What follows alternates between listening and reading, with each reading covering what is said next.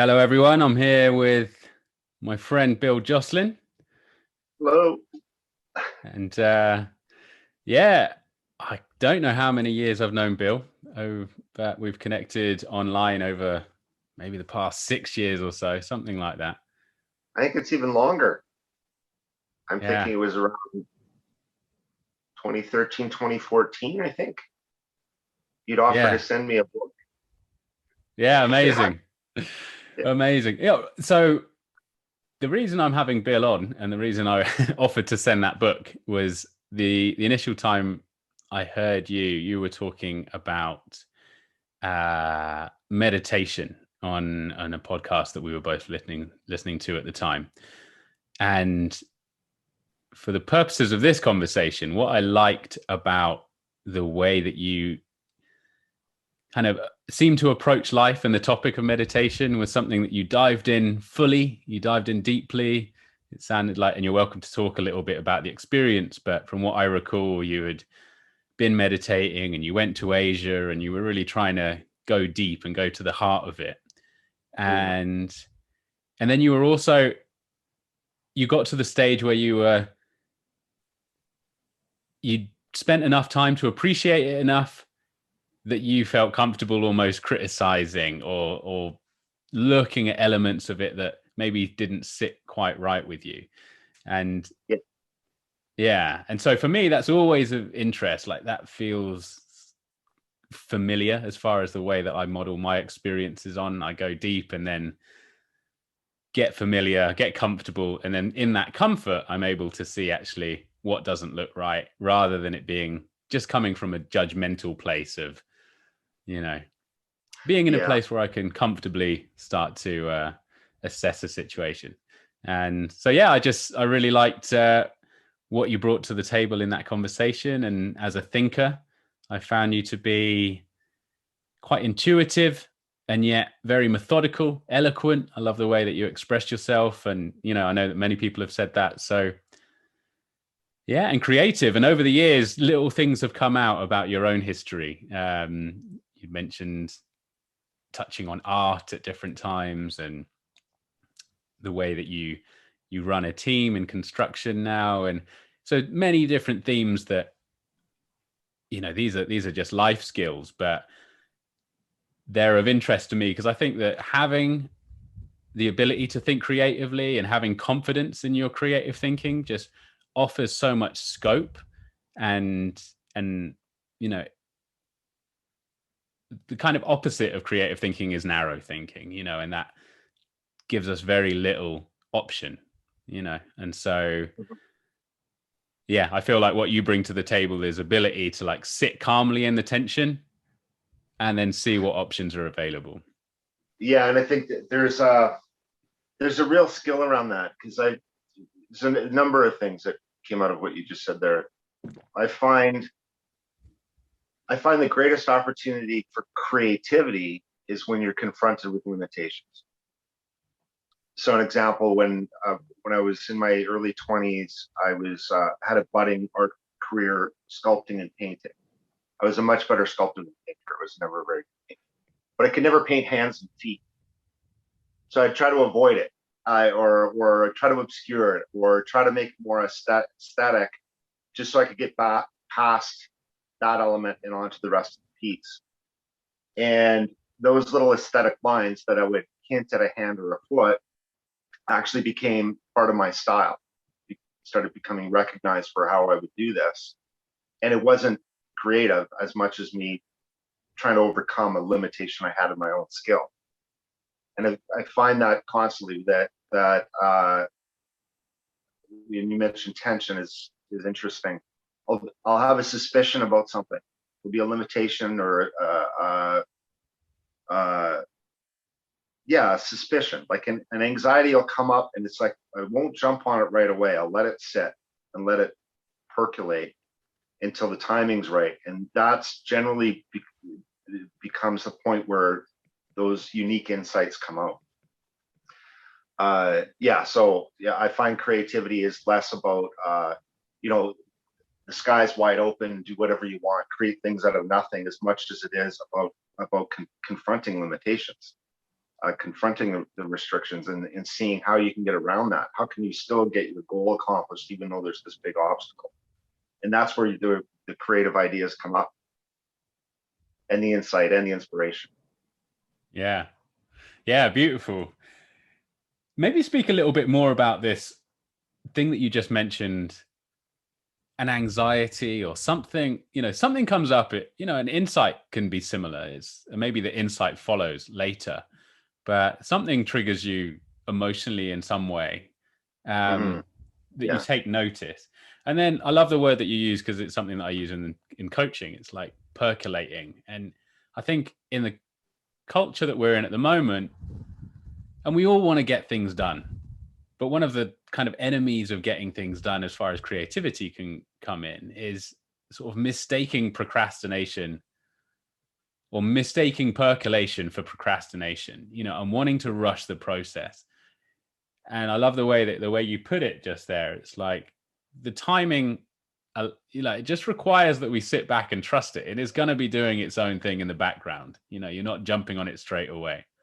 Yeah, and it's not a complete relinquishing. You almost have to hold it there.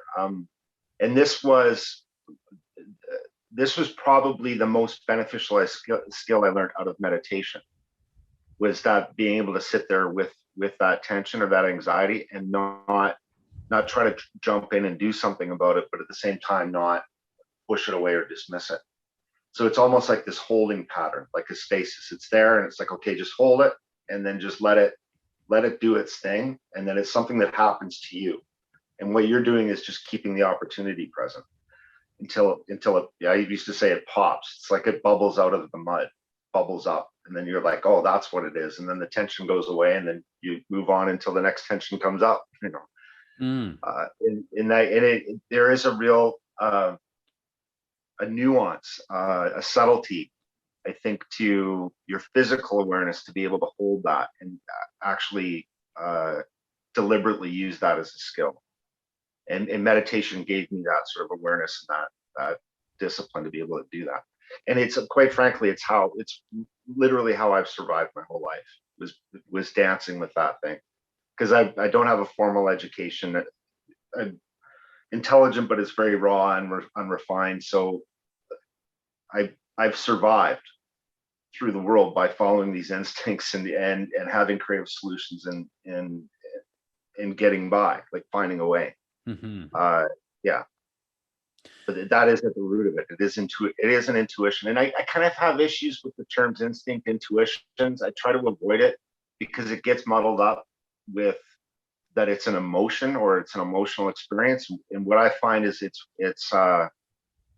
physical. It's a physical language. It's a body language that you develop with yourself. So I don't see it as emotion, although there's an emotional component to it. And then things like instinct or intuition lends this idea that there's a mystical process going on, and I don't see it that way either. It's just there's stuff going on with us that is just under the surface of awareness. And when it bumps up into awareness, that's when we have our intuitions or instincts. And I think the propensities for people when that intuition comes up is to jump on it. Oh, it must be this, or I'm having something about that, and we jump in. And as soon as we jump in, the brain will try to give you a reason or an explanation for it, just out of predictive modeling. It'll just say, well, is it this? Is it that? Is it this? And if you jump on any one of those conclusions, you sort of destroy the whole thing collapses. So it's almost like you let the tension be there, and then you got to sit with it, and then you got to let it do its work on you, not something you do to it. You become the subject of it, rather than vice versa. More akin to the original context of objective and subjective was never, we think of subjectivity now as my personal point of view of the world, and then objective is something out there separate from everybody else. Where originally, seeking objective truth was a truth that affected you. It wasn't something you did. Right. Where if you were seeking a truth to an end, then that was subjective. So it's more along how we use the terms object and subject in grammar, where the object is being acted upon by the subject. Where an objective truth, you're the object, the truth acts upon you. Where if it's engineering or you're trying to figure out a solution to a problem, then you're the one acting on the problem. The problem is the object, you're the subject. So the tangent there, but I like that original context of those terms, objective and subjective, because it isn't this notion that there's this absolute truth outside of you, and then there's your truth that you have, and then you negotiate it. It wasn't that at all. It's what are you acting upon and what's acting upon you, and these background processes in our head and our body, when you're bumping into something important that you haven't recognized yet, there'll be this experience, this emotion. Something's happening to you. It's happening to you, and to be in a place where you can let that happen to you in a way that it actually completes the whole process. Because it's almost like holding glass fibers. If you hold too tight, they'll snap, right? And if you too light, they blow away. It's this real fine balance between the two. Because as soon as you try to do something with that process, it collapses. Or if you let off of it, you no longer have an intention towards it, then it disappears. And that would be the difference between percolation and procrastination. When you're letting it go too much, then you're just procrastinating. Yeah. So that it's a real fine balance, a razor's edge, that percolation. Yeah, I love that. So kind of this holding pattern. I mean, you just described it all and summed it up there, but yeah. So I want to kind of go back to, I know you as someone who wants to be very deliberate with your terms, and so just then you said, I'm not sure if it's emotional, it's more physical, and there's this inquiry to have kind of refine your language and stuff. And I'm just from a personal curiosity, going back to when you were, say, 17 and, you're following your intuition, and I'm interested at what point meditation started to become of interest to you. Oh, okay. Yeah. My interest in meditation started out with my interest in nature. So from a young age, I would go backpacking and canoeing with my father, and then I took up solo backpacking. So 2 or 3 weeks by yourself in the Rocky Mountains, just hiking. And I blew out a hip. I had one trip where I miscalculated how much water I'd have on the trail. So I only packed a liter of water with me, and it was later in the year. I think it was mid-September. So I wasn't anticipating it being too hot either. So I'd head out one day early in the morning. I only took a liter of water, and I'm starting to hike up the east ridge of a mountain range. And it's the range that has no tree growth, the transpiration, there's no tree growth. So I'm up above the tree line on just slate gravel. And the sun breaks, and it's like 35 degrees out. And I'm anticipating that I'm going to be crossing tributaries down to the river that's down in the valley, and they're all dried up. So I have no water, and I'm out in the heat, and it's hot. And I'm at the beginning of the trip, so I have a backpack that's about 85 pounds full of food, because I've still got 2 weeks ahead of me. And by the end of the day, I couldn't take, by the middle of the day, I was starting to get fatigued and a little bit of sunstroke. And I had come down on the path on a rock that gave way. It gave way and then bit. So I came down with my left leg.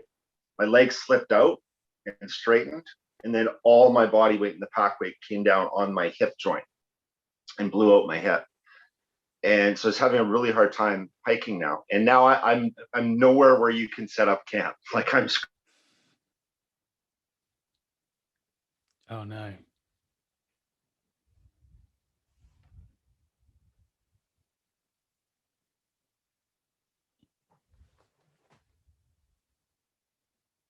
Bollocks.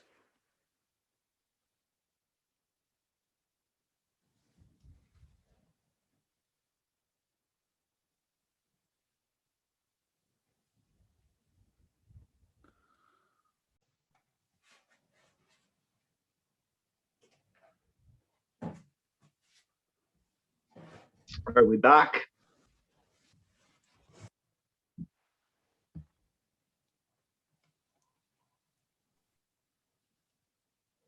Hello, Bill. There we go. Sorry about that. I apologize for that. I think that was my end, the internet cut. Okay. Sorry, Haven't got your video. Oh yeah, so you were just in the story, yeah. Yeah. So after that trip, I decided I needed some proper wilderness survival training if I was going to keep backpacking. So I was taking courses on that, and I ended up in a survival camp. I was taking a number of courses, going to be there 3 or 4 months. So I stayed in the bush at the camp with this wilderness survival stuff. And one of the things that we worked on when we were there was just listening to the woods around you. And that's going to be particular to the area. The area we were in, there was a fair amount of bird life and insect life. So there's a constant rhythm of noise in the woods all the time. And it ebbs and flows. So the volume or the activity will be lower at certain points of the day than it is at other points of the day, just because of sunshine or heat. And the point of the exercise is to pay attention to that changing rhythm over the course of the day, because if there's any disruption to it, then you know that there's a disruption in the landscape. So if you have a regular rhythm of cicadas just chirping at a regular pace, and it spikes and then drops, you know, go quiet, then you know something's entered into the landscape that's startled the wildlife. The original Twitter. Yeah, exactly. And there's a lot of interesting things. Like where there'll be the spike and then the drop off. It will move in sort of a ring away from whatever the disruption was. So you can get a direction off that. You can even get a sense of what the distance is by the degree of this change in rhythm. So I've been messing around with that at this camp. And I remember a couple of my buddies were coming in. I was there by myself, and I'm like, whoa, the guys are coming back. But I didn't know why. I didn't know why I was thinking the guys are on their way back. It just popped in my head. And then about 5 minutes later, they pulled in. And I'm like, well, how could I have been right? Like, was this some mystical intuition sort of thing? And wow, wasn't that really cool? Like, it's like ESP or something. And it happened a couple more times in different contexts. And then I realized what it was that rhythm in nature, that the volume of the birds and stuff had shifted and changed, which gave me an indication. And then I'm like, oh, it must be them out there. And it all happens in a second, and it comes through as though you have some sort of mystical sense, when really it was very logical behind it all. But that got me interested in the mind, and just how fascinating our brain can be and how it can work, and the differences between brain, mind, and my brain or the brain, and that sort of thing, getting into all of these nuances. And that sparked my interest in meditating. So I started pursuing that, and in the regular sort of thing where you can only really find, like, you know, weekend seminars or books at funky bookstores or whatever, until I was introduced to a man who had a martial arts background. So to me, it didn't seem as hippie-ish. He was coming from a martial arts background that was teaching Taoist meditations that pertained to martial arts. So then I started studying under him, and then that led to also studying Bon Po, and then Nyingmapa Buddhism. It sounds very diverse, but it was all one particular school of thought that overlapped in all three of these lineages. And I pursued that for the better part of about 16 years. And I think my experience of it was unique because it wasn't like I'm in a class or a seminar sort of thing, or where you have a direct teacher student relationship. So the way I was taught was like a throwback to the original aesthetics, or like the Taoist hermits, where if they take you on for tutelage, you have very little interaction with them. They'll just say, do this, here's a procedure, do this, go away. If something happens, come back. And that's something that happens, could be 2 years later. And then when you come back, they don't give you any explanation. They say, okay, now add this to your practice, or now change your practice to that. So there wasn't that interpersonal interference. It was just me with the practice through the entire study, which I think was brilliant. I think it's proto-empiricist in a sense, that you're doing trial and error with the technique to know if you're doing things right or if you're getting better. So has this empirical element to it. And there's no context given to you for your understanding. Your understanding begins with the experience first and then goes into the intellectual understanding. And that's a real important factor with Taoist and Bon teachers, and specifically with practitioners versus, say, monks. With monks, there's a lot of academic study, where with practitioners, adepts in that, their experience precedes the academic study, and then the academic study it's just optional.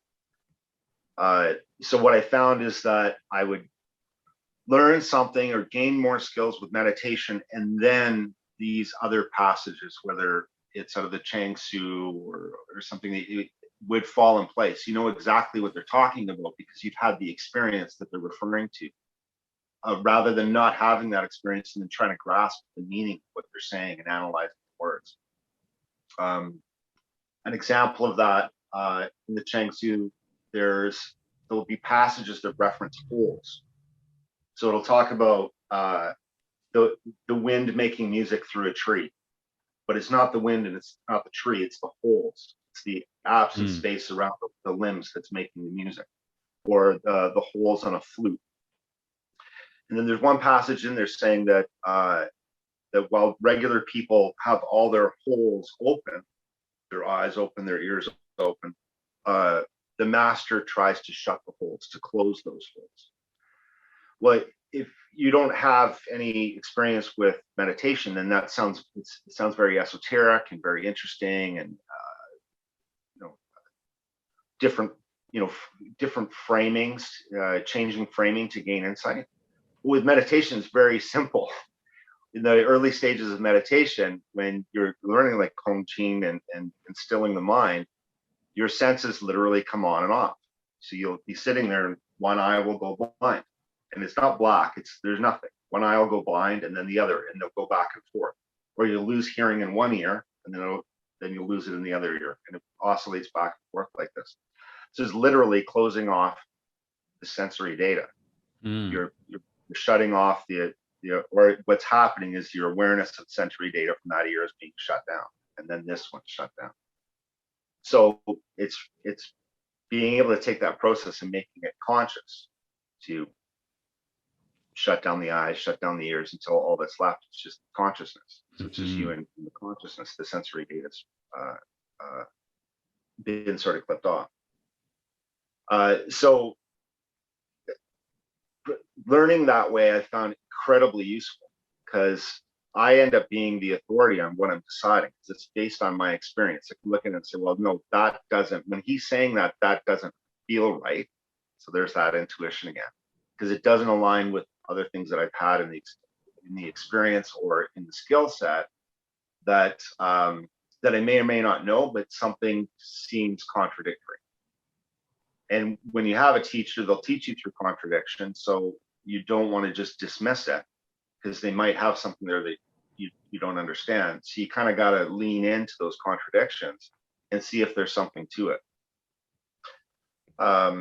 So towards the end of the 16 years, I had a number of these contradictions that couldn't be reconciled, and I started leaning into them and going, okay, there's absences, and there's missing pieces, and there's also a lot of nonsense that's going on in that whole arena, and try to deconstruct that for myself and try to understand it. And part of it was because at that point I was teaching, and felt a big responsibility for my students and not to mislead them, and being insecure about that. Should I be doing this, and all of that. Um, but coming out of it, that there was a few week process of reanalyzing all of the experience that I had there, and the explanatory frameworks that I was given from the teachers in the school of thought, if they actually lined up. And for the most part, they weren't. I was saying, with, you know, I say I've had this experience. Well, what part of that experience is the experience I've had, or what part of it is an interpretation that I've been given by an explanatory framework?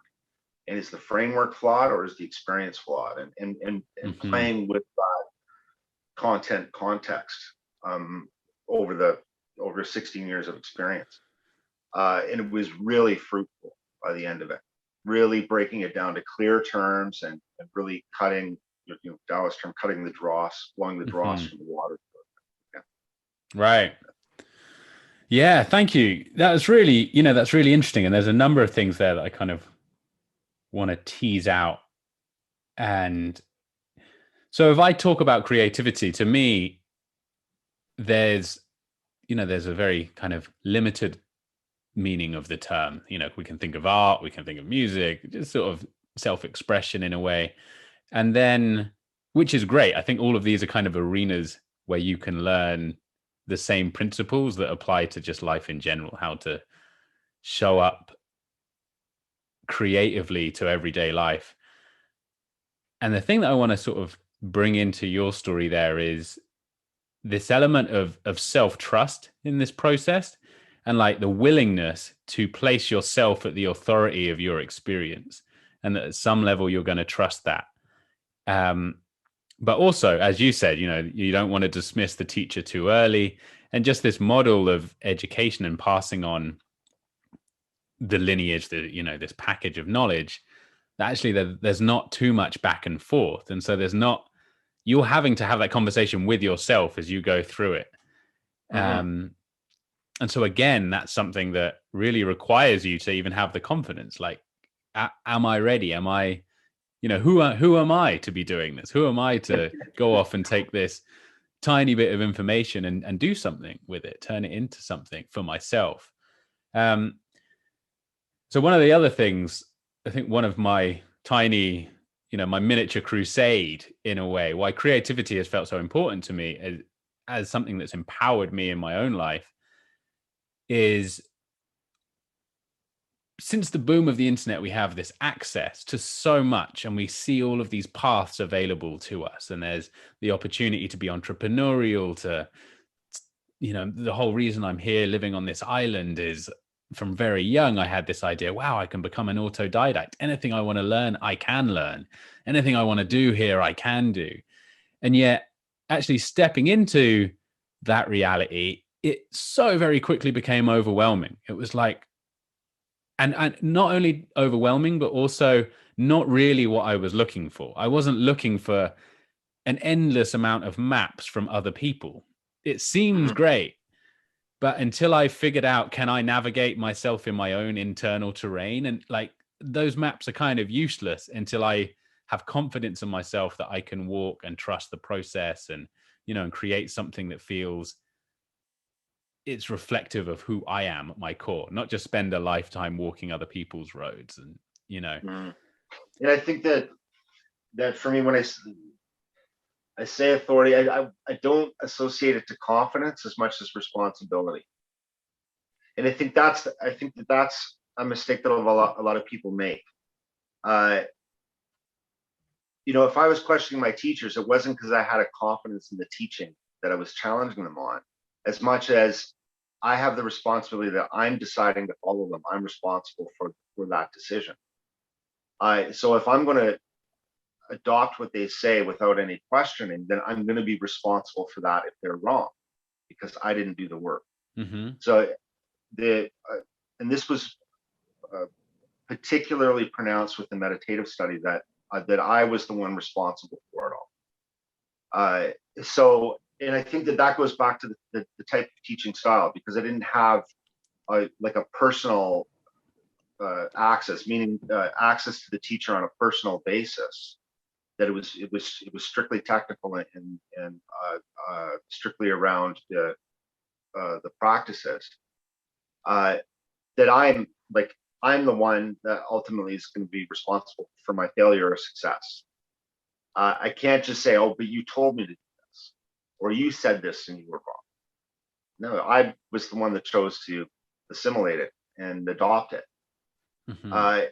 So I don't see any of my challenging that as, or that authority with them saying authority over my own experience as a confidence thing as much as a profound responsibility.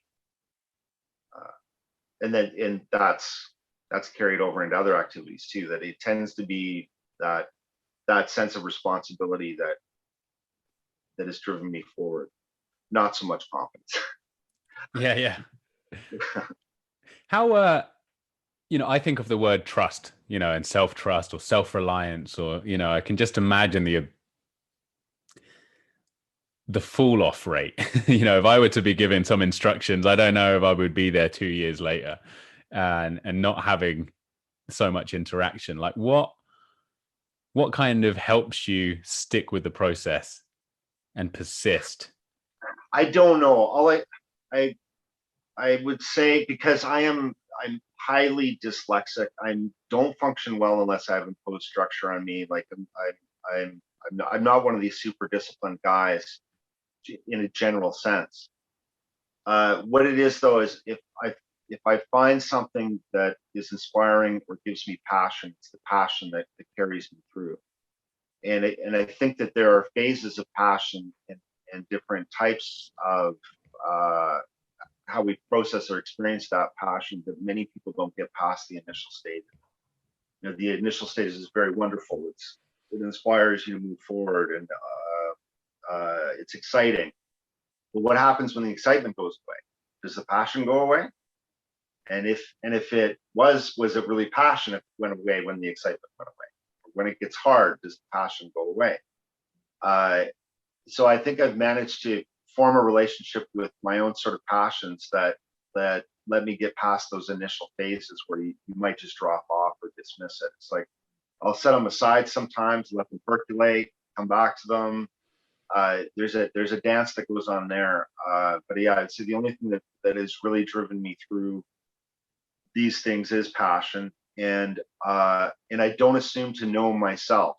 A lot of the times I will be like, I don't know if this is really something I'm interested in, but we'll see if it sticks. So if the interest is not there a year later or not there 6 years later, then I just let it go. But other things 10 years later, they'll still be there. It's like, okay, well, this is something that I might not be aware of it or understand it, but this is something that's important to me somehow. Yeah. So to keep it around, yeah. Yeah, I love that. Yeah, I talk, and this is why coaching can be so helpful sometimes, of just being able to talk through that creative process. And it gets hard. We get to that point where the infatuation with an idea tails off, and it gets hard, and we have to learn things that we don't already know. And it seems like, oh God, is this ever going to look what it looked like in my mind when it was, just inspiration. Yeah, Um, yeah, or having to give up things that you wanted to be true or thought to be true and wouldn't. Um, there's a lot of talk about biased thinking and confirmation bias, and everybody going on about if you have a bias, then that somehow discredits you. And what I found is pursuing my bias to verify them is where I've had the greatest boon. It's like, yeah, I have a bias here and I have a preference over here. Just because it's a bias or a preference doesn't mean it's wrong, but it could be wrong. So let's go find out if it's right or wrong. And quite often it ends up being, well, no, this is right. And that other person's bias, now I understand they have their position too that is mm. important, just not important to me. Yeah, brilliant. So this kind of sort of highlighted strength and weakness. And when you talked about the hands, that your style ended up kind of coming out of this limitation. And one framing of limitation in that sense might be this weakness. And so there's this interesting thing that you've just articulated too, of going into your biases, and so maybe you could speak more about that, of leaning into strengths and versus leaning into weaknesses, and how those things lead to, I don't know if it's that confidence, but like allow you to persist through the whole process. Leaning into strengths. That's what we were talking about. I really appreciate what you're saying about the overconfidence of young men, and really, I think the main motive of my life through my 20s was, if it fails, I'll get through it. I can work it out. And this I don't know, completely unrealistic sort of confidence that things would work themselves out over time. That only lasts till I think your mid 30s, and then you start going, oh, I might be running out of time. It might take too long to recover from that one. Yeah, I appreciate that. Um, I've actually found my strengths have been unusual. I think that I've learned I learned how to live with dyslexia without knowing I had dyslexia. And there's advantages to dyslexia, and there's obviously disadvantages. Uh, and one of those things was being able to identify, if I'm looking at information that I need right away, being able to identify the information that is relevant. That's easy enough, but that might possibly be relevant, and to kind of keep that in my back pocket for later, and what to disregard. And that's a completely intuitive process. I don't really know what guides it, but that seemed to be one of my strong strengths. I could find the information I needed quickly without being overwhelmed by all of the possible relevant information. And then the second part is those little bits that I would hold off, like hold in my back pocket. They wouldn't be relevant to the task at hand, but they would be important later. So it might not be that problem that I'm solving, or that project that I'm working on, but one or two later, it'd be like, oh yeah, I saw that thing over here, and go grab it. And then that becomes sort of the launching point for a whole other set of things. That's a skill that I've really leaned on to get me through. And I think that that's how I ended up landing a lot of the more executive jobs, is because that, I think, translates to other people as a creative thinker or thinking outside of the box. For me, it's just surviving, surviving with long dendrites in my cortex. I've been able to make use of. And I think that's directly related again to art, and that's skill around managing the intuition, because they all feel the same when I'm in that process. Are you still there? Yeah, I'm still here. I've still got you. This is interesting. Yeah. So when I hear like lean into your strengths, I guess I'm assuming that would be leaning on skills that you're better at. And I haven't found that it's particular skills that I'm strong at, I don't lean on because they're already there. So I am focused a lot on what's not working. And that's right. Anything from like doing trim carpentry and filling nail holes, that's not working. It's got to be fixed. The rest I've already got down pat. How can I fix this one thing? So I'm almost never leaning on the stuff that's there, the strengths, or the stuff that's working. I've always got an eye on the next thing that I can make work that isn't. There's a downside to that too. And I used to get this a lot in my 30s when I was in executive roles. I'd be very good at troubleshooting what was wrong in an organization. And that's great if your organization's not working very well. It's terrible if your organization is working well, because a guy like me will come in and focus on the 2% that's not working and end up destroying 15% of what was working to get the 2% to work. It's knowing when to back off and when to pursue again, right? Yeah. I love that. I think if I think of my own life, that's possibly where I went a little bit too strong on that, of like, okay, I've got to focus on this correction of something that wasn't right. Whereas, when to back off and and let momentum kind of take over again, of that there, because within my own personal process, within my own personal life, and just being able to ship creative work for so long, it just felt like, wow, I don't know whether it was perfectionism or, you know, it's not good enough in these, but it's so easy to be too close to it and forget that you may already have enough to contribute, you know, or the business may actually be doing great. It can be contributing to the economy, to society, to its customers without those 2%, you know. Yeah, it reminds me of art. Like when you paint with oils, you can overwork the paint and it turns to mud.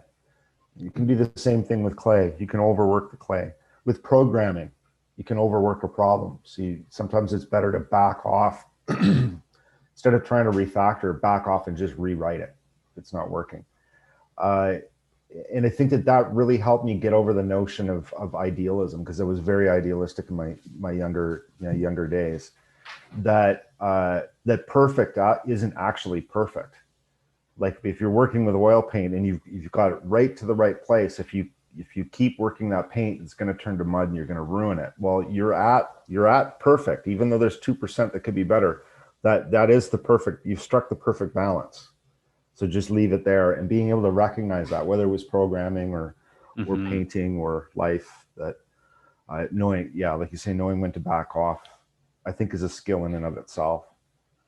When is, because like good enough, it's kind of like that percolation procrastination. Good enough is quite often you could be doing better.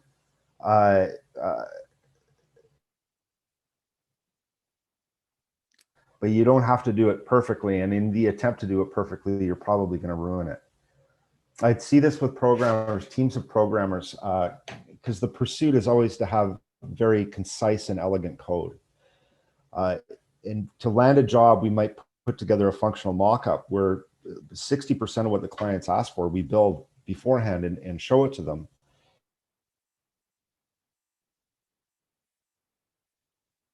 Making it professional and then adding in the other things that we didn't have in the mock-up. So there's like 60% isn't good enough because it's going to be buggy and it's going to be causing you problems. 80% is probably somewhere around the good enough where the user will never know whether the code is elegant and beautiful or not.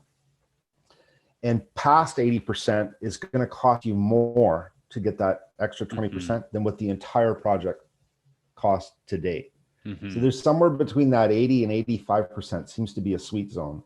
And if you let the programmers go where they want to go, they'll keep rewriting to get that elegant code and run up costs way too high. So it's always kind of an eye on this is where we're going to stop. Yeah. Brilliant. On the kind of back to creativity at large, like what sort of things do you feel prevents creative thinking?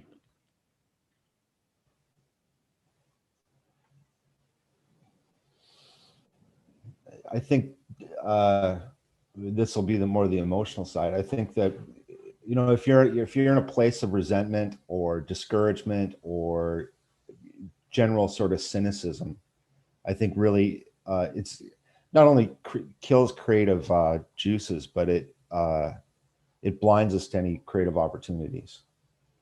And I don't mean to say that as in terms of emotional states as much as attitudes and moods that lean that way, that are, like I said, they're more locked down. They're more, I don't know, defensive.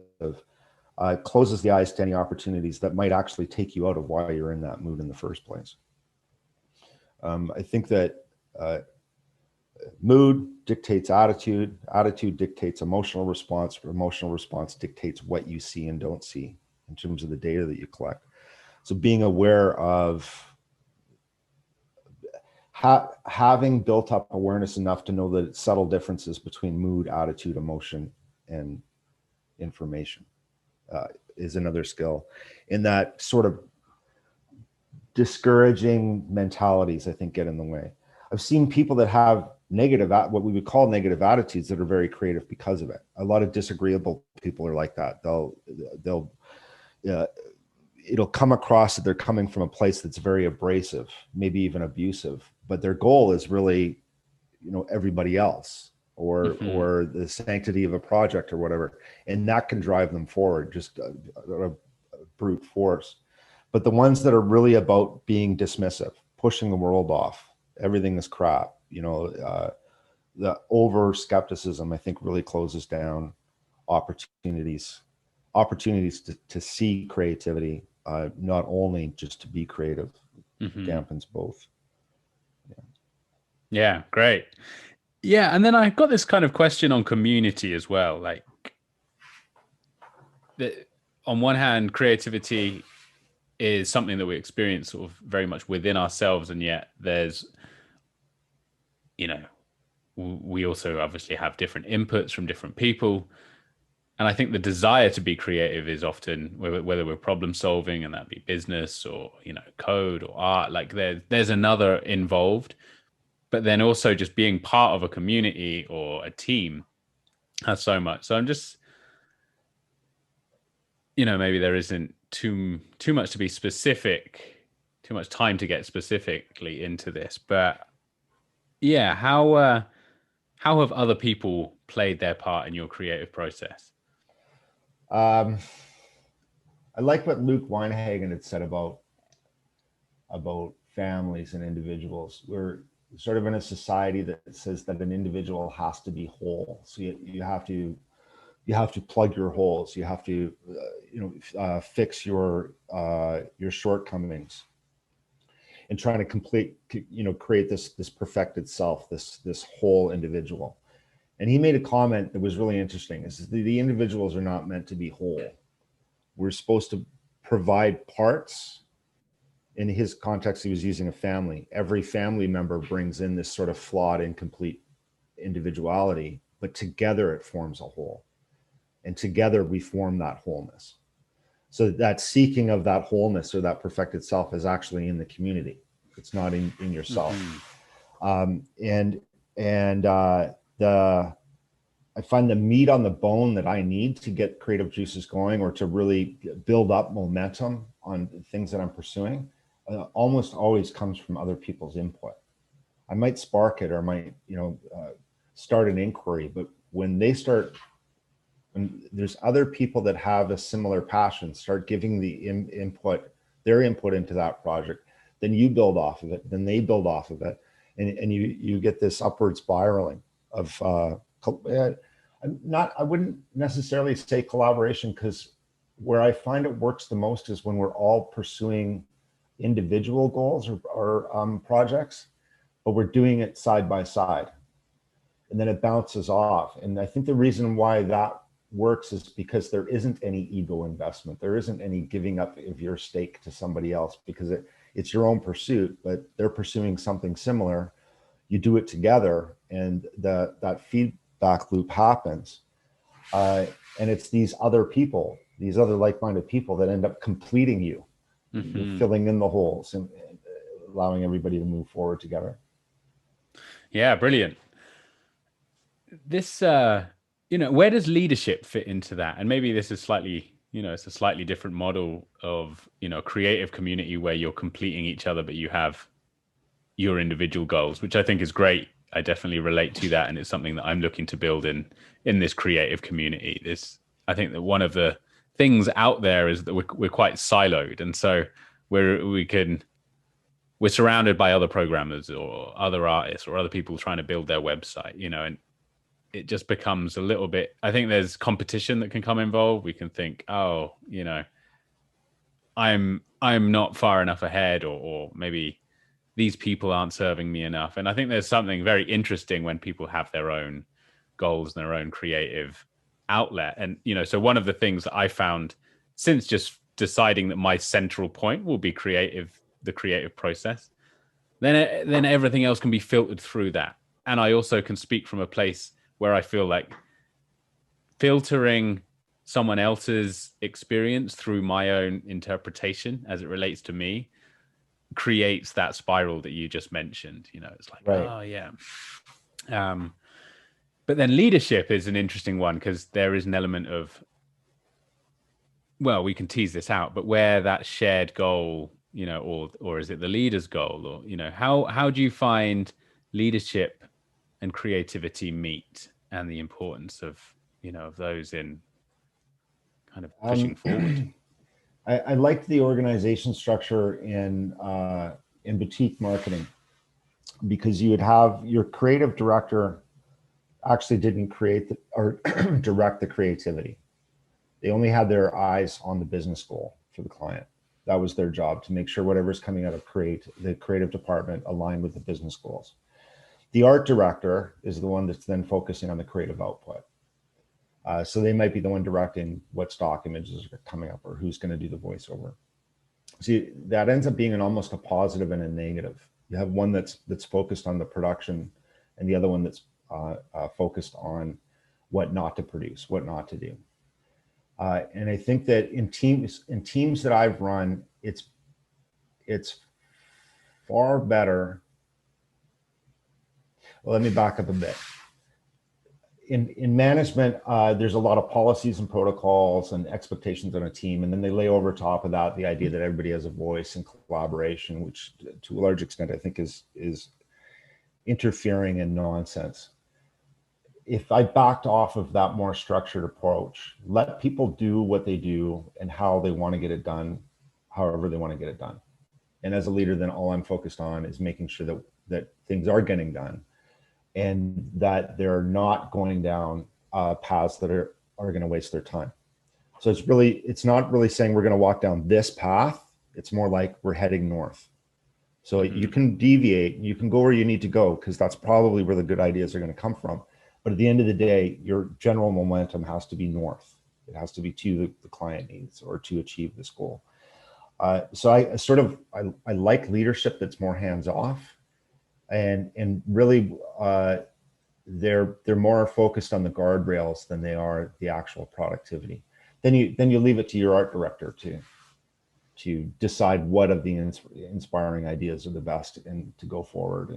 And art directors are usually collaborative with their own staff. It's not coming out of their own head. So that's brown paper meetings and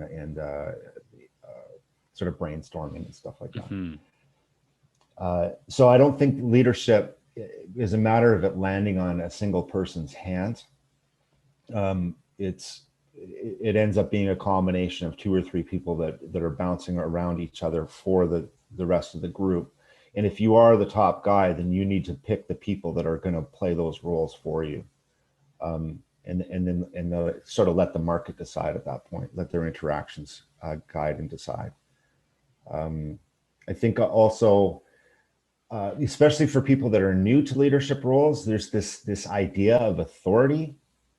Who has the authority? I'm the boss, do what I say. So I get this a lot because it's construction trades. They don't have human resources departments. It's all about do what I say, right? Leadership doesn't stem out of power. It stems out of accountability. And the only reason why you have the authority or the power is because you're the one that's ultimately accountable for the outcome.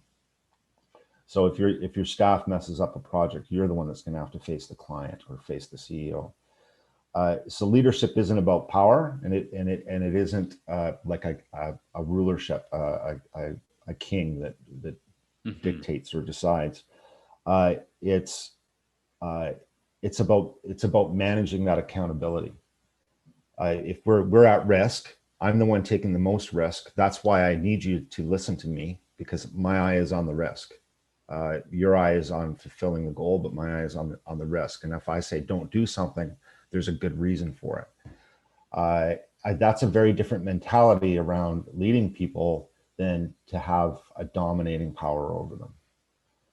And when you're in the lower ranks looking up at leaders like that, then it stops being, well, I'm doing this because my boss told me to, or that they're so great, they know more than I do, because a lot of people are inspired by their business leaders.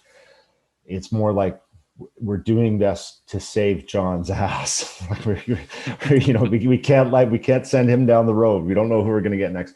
So that forms a different sort of bonding between the staff and the leaders without that.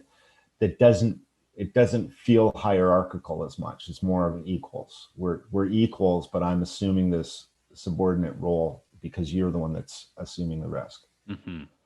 And I think it's a better way of establishing yourself as a leader within a group. Yeah, very cool. Well, listen, we're kind of getting to the end. I know that you've got an appointment to get to. Maybe if I just turn it over to you, if there's anything else you want to touch on, anything that's come up on the conversation that, you know, I didn't ask that you would have liked to explore. I'd say the most important thing, and you would have heard me emphasize this in that meditation video, was the importance of proprioception or body awareness, and being able to build up attention enough, or attention into the nuances of sort of body language, your own body language, because those mini tensions and stuff that we go along our day barely aware of or not aware of at all is what is going to drive the mood to the attitude to the information you collect. So building up a communicative relationship with your own body will greatly enhance your ability to do something with your intuition, because intuition doesn't come from some mystical place. And our most accessible grasp to participate with intuition is going to be through that body language. And when I say body language, I'm not talking about, you know, mannerisms that we're communicating to other people. I'm just saying that the tensions and moods in our body is a half expression. If we're feeling confronted and that gives us a bad mood, that the tension in the body will be a defensive stance, and the situation may move. You might not be thinking it, but the muscular tension in your body around defending yourself will remain. And then that tension will then drive mood, attitude, information. So being able to identify where those tensions are and what they are expressing to you, or what it is you're expressing in them, and then being able to relax, to just kind of lean into it. You're not trying to get rid of it, but lean into it and wait. And then the insight will pop. And it's very subtle. There's nothing dramatic about any of it. It's not, you know, seeing the eye of Buddha or anything. That it's a very subtle process that I think is going on for most people all of the time. They don't see it as important, or they just don't have enough subtlety in their awareness to pick up on it. Is a really key important, whether that's creativity or conflict resolution or self-awareness or insight generation, or even just, you know, I'm searching for that code library, I'm searching that index for one problem. That's not the right, you know, and it's going to be that little suspicion, that tension that guides you around where you're wasting your time and where you're not. So there's a lot of practical, practical applications behind it as well. Any advice on where that inquiry can start if someone wants to just bring more awareness to their own body language? I would say that, you know, I hate people that use the term like presence or being in the moment, but it really is that. So I've often said to people that meditation that has a benefit is more akin to situational awareness that you would see in law enforcement or military than it is actual meditation that people are doing in seminars. Just pay attention to your surroundings. When you find yourself not paying attention to your surroundings, just offer up a little bit more attention to that. And then also offer that kind of attention to yourself. So there's a subtle, very subtle, somewhat effortless observation of both yourself and your surroundings. And that will start to cultivate that subtlety of awareness. And then from there, the skill development is just going to be you playing with that, in particular to you. I don't think anybody can really hammer out a procedure for a technique on it. Yeah. But present moment awareness without the mumbo jumbo. Just, So I'll get more specific. So when you're staring at a screen or anything, have some of your attention, not your physical focus, some of your attention on your peripheral vision. Have some of your attention on hearing background noise, because we'll filter out so much background noise.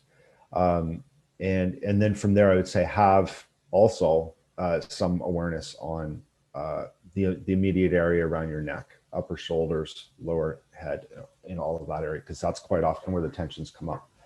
And just start there, just start playing with that.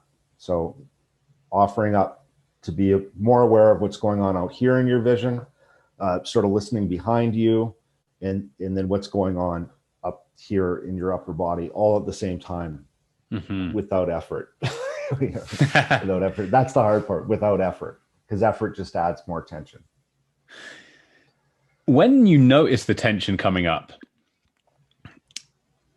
there's an element of at what point do you start to interpret that? If there seems to be like when you relax, then maybe that's when things can pop. Yeah, do you learn the subtleties of different types of tension? Yeah, and there's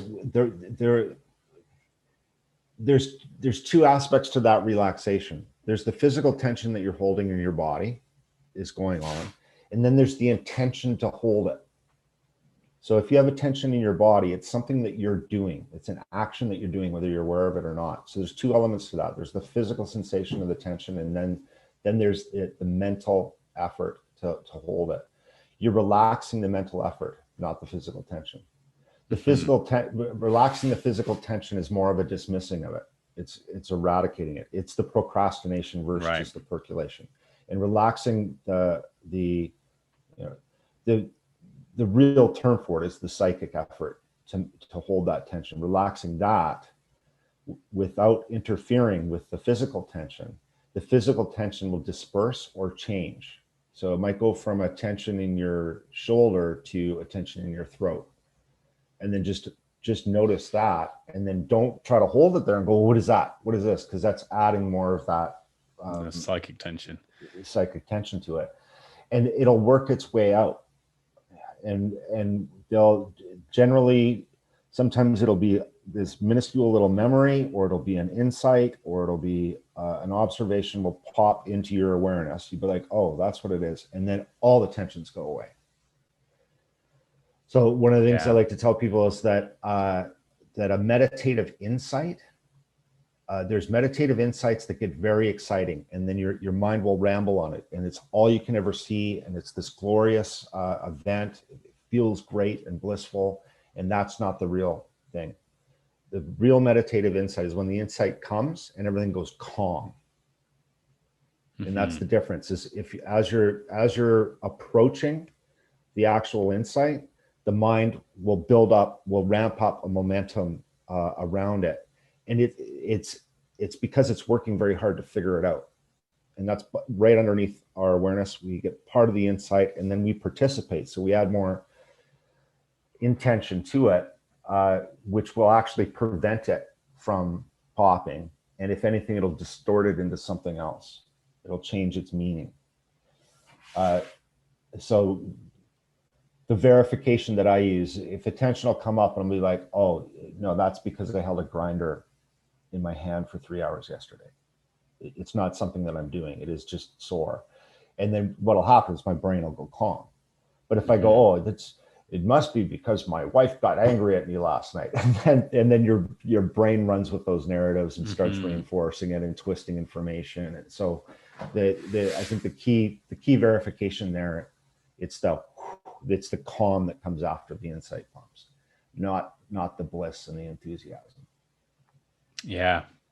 Brilliant. There's loads to that, which I would want to dig further into, but I want to. Well, we can do this again. I apologize for the technical issues, but if you want to do this again next week or do a part 2, we definitely can. Yeah, cool. Yeah, sounds good. I would love to do that. Whether it's no, completely, Bill. Anytime. This has been really interesting, and if we were to do a part 2, I'd be interesting to explore. The thing that I've got going on is this idea that on some level we're creating it, or our body is creating that tension, and it's a signal, and then our mind can run away and start creating new narratives about it. And so it's like, which is the purer form of, what's the real creation, and what's the root of the creation? Is it, oh yeah, I was holding a grinder too long, and you can maybe invent some great narratives about the argument you had with your wife. Yeah, there's other things. There's other times too when you can use those narratives to your advantage, because that meaning and fact are not the same thing. And the meaning meaningfulness of your experience is something that Mhm. you create. Yeah. If you understand that and say, okay, well, this happened, and I could make it mean 3 different things. I'm going to choose this one. That's very different than your brain just clamoring onto a narrative, and then that ends up feeling like that's what is actually happening to you, rather than this is a decision that you're making. Hmm. It's how Yeah. I met my wife. It's like we had these minor interactions. Then I moved out here. We were married and had a kid a year later. On a purely factual basis, it's mundane and meaningless. On a purely rational basis, it would have been stupidity, because I came out here on intuition. But I make it mean something meaningful, and it's true because it's 16 years later and we're still together. Yeah. And we have a shared narrative around that is part of the glue that keeps us together. So it's not always avoiding the narratives. It's knowing when, I have the latitude for a narrative in this situation. I Yeah. can make it mean something that's helpful to me or helpful to other people. Yeah. Beautiful. Beautiful. I think when people speak of the meaning crisis these days, if there's a little bit of contribution that I can make on creativity, is that there's that, like, okay, this doesn't need to be true for everything and everyone else, but we can create something that's true enough to bring a bit of meaning, bring in fun, some joy, some, Mm-hmm. opportunities to follow intuition and just create and play. And we can make it mean something else later. Yeah, Process, absolutely. right? Yeah. Very cool. All right, Bill. Thank you so much. I hope you have a good day ahead of you. And yeah, I look forward to. I'll link you to this when it comes out. Sure. Yeah. Thank you for Very having me much. on.